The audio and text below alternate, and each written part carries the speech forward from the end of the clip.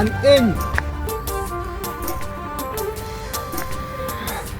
Maalifan aladde? Maali hojjete?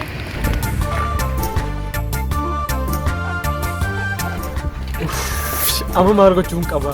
Of argachuuf gaaffileen kun arfan murteessaadha. Furtuun of beekuu ofii keenya qofa. Namni of harkatti bade akka nama furtuu balbalaa baatee akka isa harka jiru hin beekne. Dureessi akka ta'e hin beekne nama ofiisaa hin beeknedha. Namni ofiisaa hin beekne Bishaan keessatti dheebota. nyaata baatee beela'a. Otoo gurri hin jiraanne dhageettiin naba. Otoo iji hin jiraanne arguun naba. Otoo ilkaan hin jiraanne nyaachuun naba. Otoo an hin jiraanne addunyaan kun maal dhaba jedhee of gaafadhu. Of argadhu ga'umsa keessa kee jiru baasii irratti hojjedhu. Lakkoofsa uummataa dabaluuf akka hin uumamne beeki. Addunyaan kun wanta isheen ittiin si yaadattu kaa'i darbi.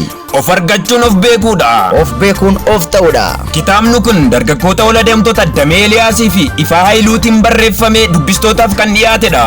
Maarree egaa isinis dubbisaa beekumsa ulfaa beekaadaa. Of argachuun of beekuudha. Of beekuun of ta'uudha. Of argachuu.